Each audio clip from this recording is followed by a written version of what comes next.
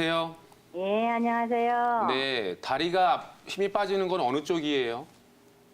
원래는 오른쪽이 더 아팠었는데요. 네. 지금은 왼쪽도 더 아프고 다 양쪽 다 아프고요. 아, 지금은 양쪽이 다 그러세요? 예, 네. 다 아프고 다 다리도 터지고 그냥 살 수가 없어요. 그래서 병원에 가면 진통제만 줘요. 두 번째 신경이 막혔다고 수술하셨을 때 예, 그때도 사진을 찍으셨어요, MRI를? MRI 찍어가지고 다 아래서부터 위까지 다 목 있는 데까지 다 찍었거든요. 네네. 그때는 왜 그랬었냐면 이렇게 앞으로 이렇게 걸어가려고 해도 앞으로 무릎이 꺾여서 넘어지고요. 가만히 서서 테레비 봐도 앞으로 팍 그냥 넘어졌었어요. 네, 어머니, 이 경우에요, 어머니. 예. 그 재발한 부위가 수술한 부위, 10년 전에 수술한 부위예요? 아니면 다른 부위예요? 어떤 부위가요? 두 번째 한 수술 부위가요. 네네. 첫 번째 한 거는 3번, 4번 네네. 했고요. 두 번째 한 데는 11번 거기 했어요, 위에. 11번이요? 예. 아, 그러면 어머니 지금 제가 판단할 때는요, 우리가 예. 허리 수술을 했을 때 오해를 하는 예. 게 뭐가 있냐면요. 한 가지는 허리 수술을 하면 예. 완벽하게 모든 게 다 좋아진다라고 생각을 하는 거예요. 그래서 수술을 하고 걸어 나간다라고 하는 걸 너무 좋아하는 그런 분들이 계시는데요. 이건 정말 오해고요.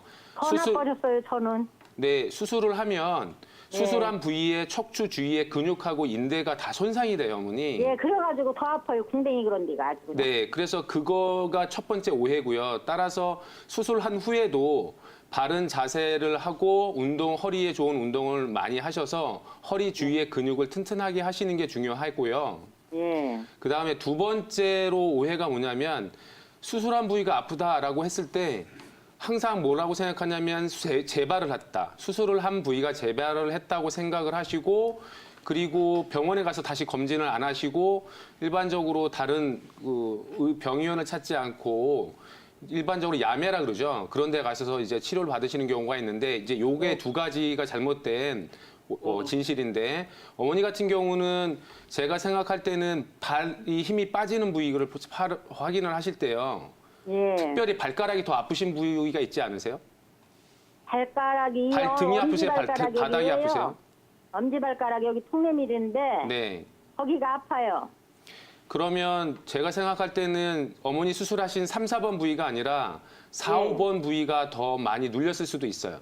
예, 4, 5번 부위도 그 전방증이 있대요. 네, 그래서 지금 제가 생각할 때는 어머니 지금은 수술을 하시는 것보다는 예. 한방에 가셔서 추나 치료나 침 치료 또 통증이 심하시면 복약침 치료가 제일 좋거든요. 봉침, 약침이요. 네, 네. 그렇게 예. 맞으시고 예. 그리고 엄마의 자세가 분명히 예. 왼쪽 골반 높이하고 오른쪽 골반 높이가 다를 거예요.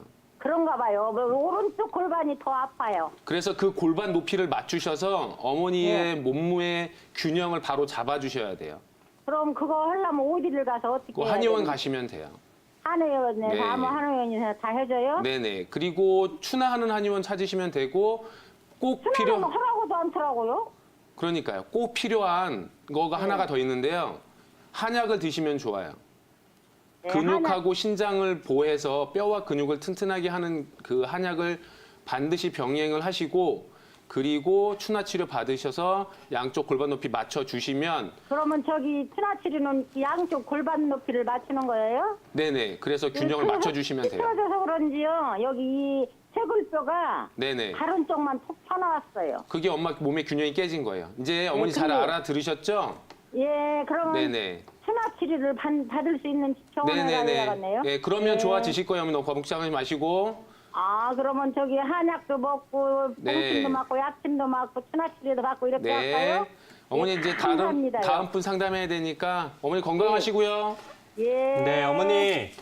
네, 이렇게 또 추나요법을 받을 수 있는 한의원들이 있는데요. 또 올해는 네. 시범 사업을 하고 있어가지고 저렴한 가격에 추나요법을 받을 수 있거든요.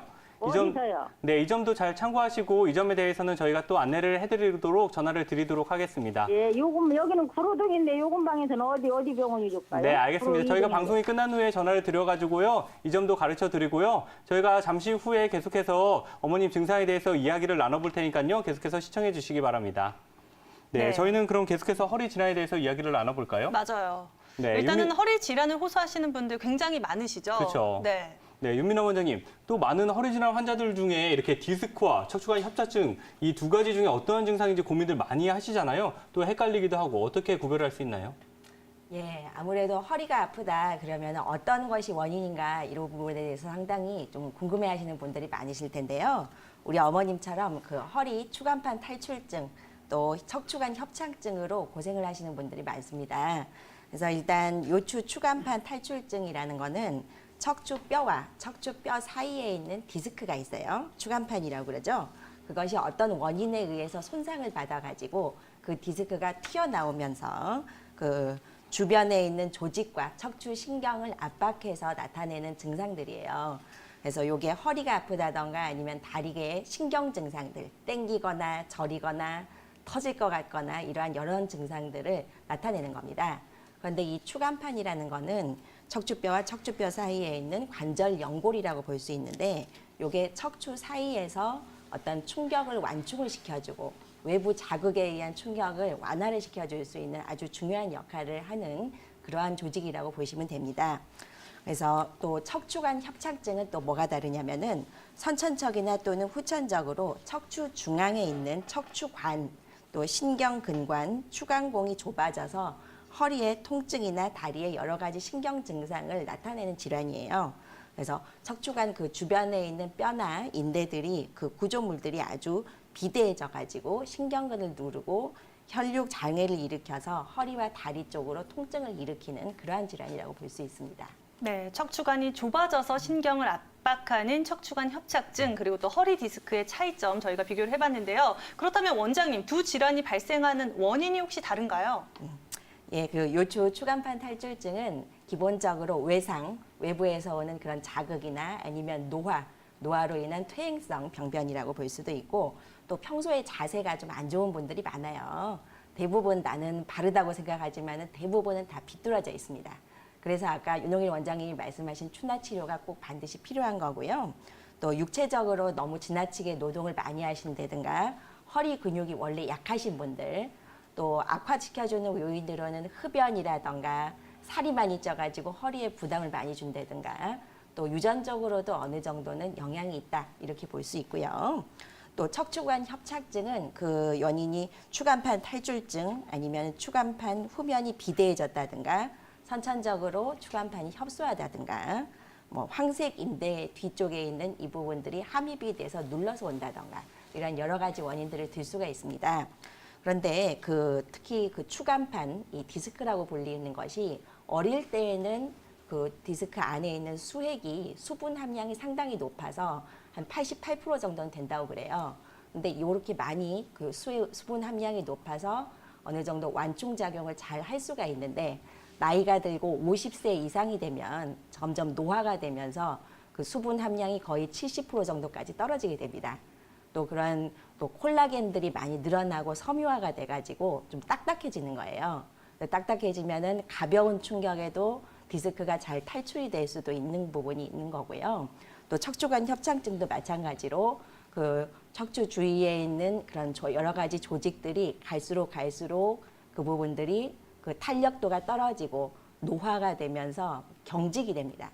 그래서 사실은 이런 것들이 한의학적으로는 신장 그쪽에 있는 정혈이라던가 기운들이 나이가 들수록 점점 빠져나간다, 부족해진다 이렇게 표현을 할 수도 있을 거예요.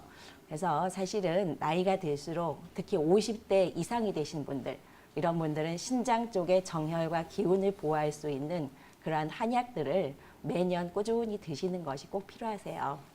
네, 이렇게 차이점과 원인에 대해서도 알아봤는데요. 잘 참고하시면 좋을 것 같습니다. 그런데 많은 허리 통증 환자들 중에서 네. 내가 디스크인지 아니면 협착증인지 많이들 고민을 하실 것 같아요. 헷갈리죠. 그렇죠. 윤우미 원장님, 아무래도 이런 분들이 자가로 진단할 수 있는 방법이 좀 있을까요? 네, 협착증인 경우에는 허리를 앞으로 숙이면 좀 더 편해지고요. 그리고 허리보다는 다리 쪽에 통증이 많으세요. 그리고 우리가 누웠다가 일어나실 때 몸이 좀 힘드신데 좀 움직이시면 조금 더 편해지십니다. 그리고 협착증인 경우에는 오래 걸으시면 다리가 막 저려오죠. 아까 어머니처럼 발이 이렇게 발목이 움직이기가 힘드신 경우도 많아지고요. 그렇지만 이럴 때 잠깐 앉아서 좀 쉬어주시면 좀 더 편해지시고요. 그리고 우리가 누워서 양다리를 들어 올리는 거는 협착증인 경우에는 다 하실 수가 있어요.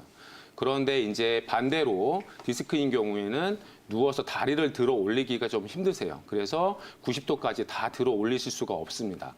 그리고 디스크인 경우에는 앉아서 이렇게 허리를 굽히면 통증이 더 심해져요. 더 심해지고, 그리고 누웠을 때는 편하신데 이제 일어나서 조금 편하시지만 누워서 걸으시면 일어나서 움직이면 좀 아프시고, 그리고 걸으시면 편한데 또 앉아서 좀 수그리면 다시 좀 더 아파지시는 증상이 있습니다.